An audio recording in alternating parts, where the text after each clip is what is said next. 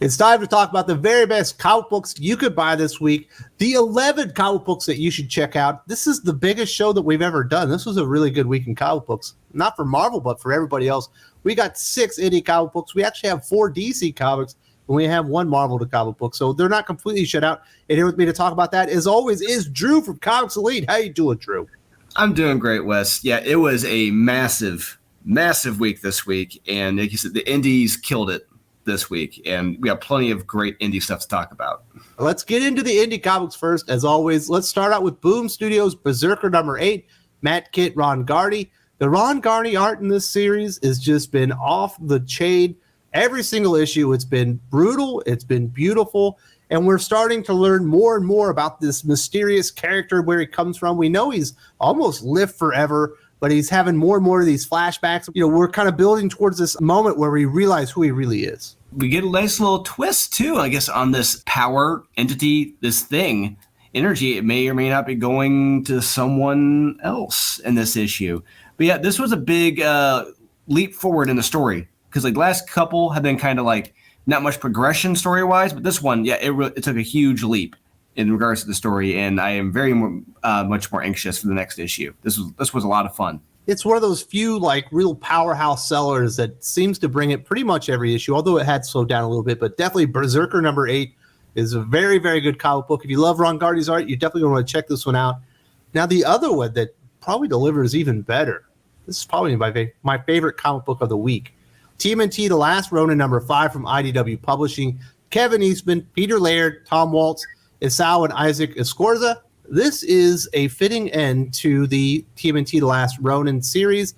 This thing should have come out a long time ago. I do think the delays hurt the momentum of the series itself, but it really feels like they nailed the landing. It's the ending that you wanted. They've been building up to this from the very beginning. They definitely delivered on that, and it feels like a really cool exploration on Michelangelo and who he becomes. Yeah, I agree. This was a very solid conclusion to the story, and yes, it should have wrapped up and came out much sooner than it did. Now, I'm very curious about your opinion on this. I felt there's 2 epilogues in this. There's 2, and I felt like it should have ended with that first epilogue right there. The backup after that, I'm like, we don't really need this, but I could see why you want to keep it going if it's successful. But what do you think? I say no epilogues. I think comic books don't do epilogues very well. And certainly after my experience with Return of the King, I don't need more than one ending. Give the ending that you want to give and then cut it off. Yes. Very fair. Yes. But there's a very fitting and emotional ending scene, in this with the boys and Splinter. It's like, oh, that was great. Yeah, I thoroughly enjoyed this. Yes, if you're a TMNT fan, you're absolutely love the ending. I think they landed it very nicely. Now let's go over to another series. This is one of my favorite comic books that's been out that's kind of new. It's in the super massive universe at Image Comics. Rogue Sun number 3, Ryan Parrott and Abel Odd art. I know you and I have disagreed a little bit about Rogue Sun before, but I like the origins of the character. He's a bit of a smarmy jerk at this point, but he is learning how to use his powers. It's really a hero's journey, and we get 2 kind of really cool new villains introduced in here, which I think are going to help flesh the universe out and really move the series forward and kind of give Rogue Sun an opportunity to grow. Yeah, I agree. Like the one disagreement we had, I think, was with issue 2. I think just how he was acting in school. Just I'm like, this is not good. A bit of a bully. Yeah, it's a bit of a bully, and I didn't really care for that. But still, yeah, this issue, I thoroughly enjoyed this issue, and I thought it was very creative and unique what they're doing with the superpowered villains in this world. It's like, hey, you can't toss them in jail. Where are you going to put them? And I like what they did with that in this. There's a lot of moving pieces in this issue that they're setting up, especially with a certain family member of his. Yeah, I really enjoyed this. It's very well illustrated, very well paced, and very fun dialogue. Yeah, you cannot go wrong with Rogue Sun. This is the best series out of that storyline. Radiant Black, Radiant Red. This is the series. It kind of feels old school the way they're incorporating. You're getting the action, but you're also getting the interpersonal drama. Feels like nowadays you only get action or you only get interpersonal drama. This thing is melding them together very well. Definitely has me coming back for more next week. Let's stick with Image Comics. This is more of your recommendation, but I'm also on the Gunslinger Spawn train. Gunslinger Spawn number 7, Todd McFarlane, Brett Booth. We're moving on from the new Clown, and we're moving on from Dakota, at least for now. The first story arc is over. The art still looks good, and it's progressing nicely. Oh, and it very much is progressing nicely. But each issue has just been so much fun, so incredibly well illustrated. Brett Booth, he's a guy, he has killed it every single issue, and he just kills it in any issue he's doing, regardless. Brett Booth has not lost his touch at all, period, whatsoever. And this issue is a key as well. Hey, we get a first appearance of the Carnivore. And it's a great fight between the Gunslinger Spawn and the Carnivore in this. We get a little bit of character progression with Gunslinger, where he learns that he can't do this alone. He's going to need help from another. And just if you really want to check out a great Spawn series, check out Gunslinger Spawn. This is the best of the Spawn line right now that Todd's doing. Obviously, they're all very successful, but I'm in agreement with you. I think the Gunslinger Spawn series really stands out in all the right ways. Definitely check that one out. I haven't been on the Dynamite train quite like you have. You're really enjoying the Vampirella, kind of stuff they're going. This week we have Vampirella, Dracula, Unholy #5, Christopher Priest, Dottie Hadijua. I'm going to say that's what it is. What did you like about this comic? This whole line, I've been reading it since the main story kicked off, and then it became Vampirella, Dracula, Unholy. Christopher Priest, he's taken a character and really crafted a very unique, creepy, unsettling story here. Vampirella marries a guy, but he may or may not be infected with Dracula. But then the twist in this issue is that it may not be this guy, it may be someone close to him. But this is the penultimate issue. Everything's wrapping up the next issue, then there's going to be another series. But everything is coming to a head in this issue. Very suspenseful, very interesting, very well-paced, terrific dialogue.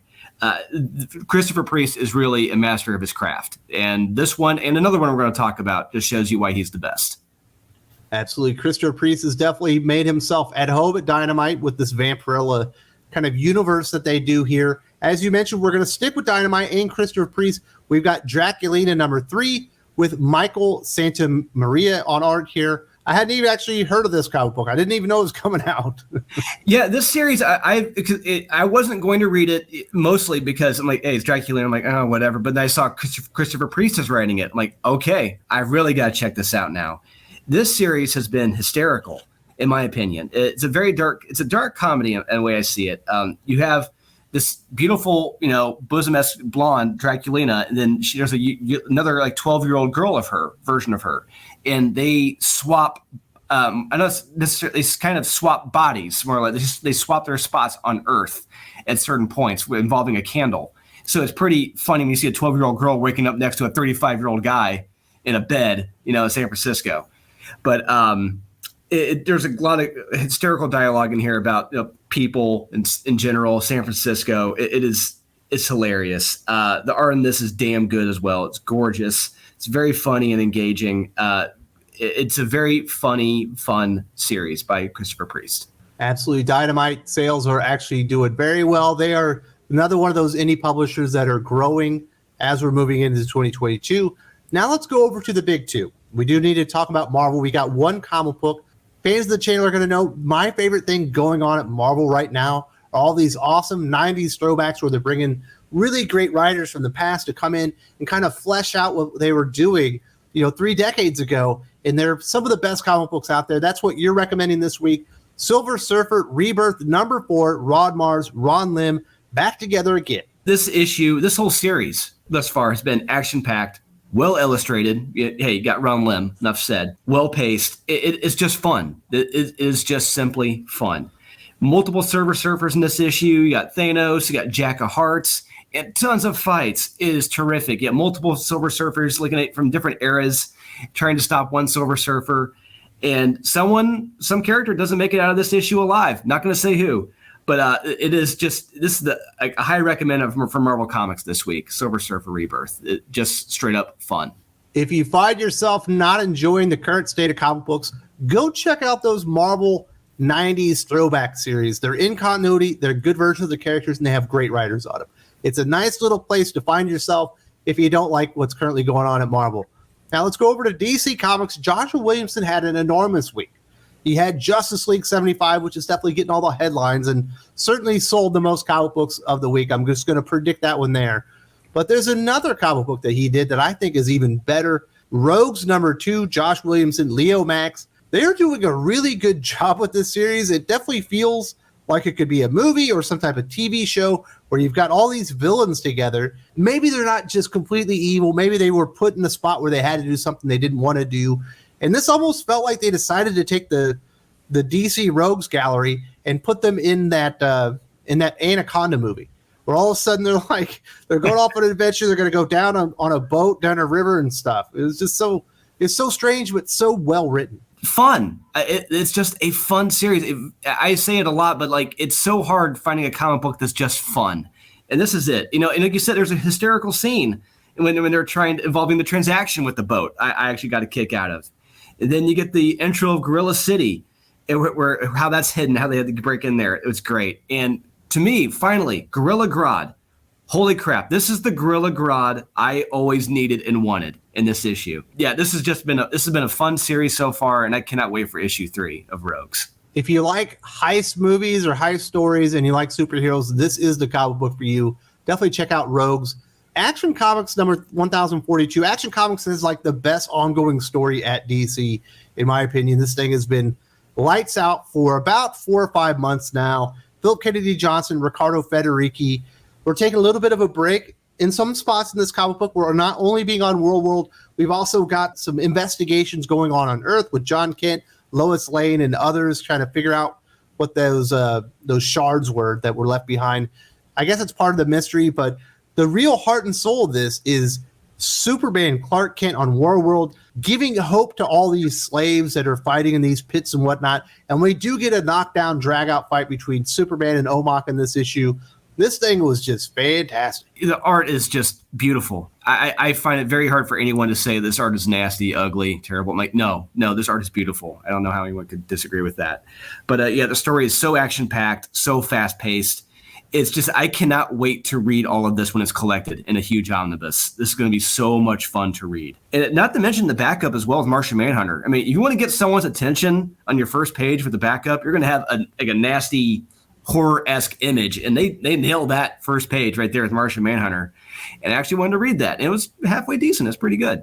But this was a very, very good issue of Action Comics 1042, and I cannot wait where it's going to next. Yeah, Superman, a Mongol. It's going to be great. This is the best Superman story in an ongoing since Tomasi and Jurgens ended up leaving those titles when Brian Michael Bendis took over. I still say Superman 78 is better than this, but that's not really ongoing. That's kind of continuity with the movies.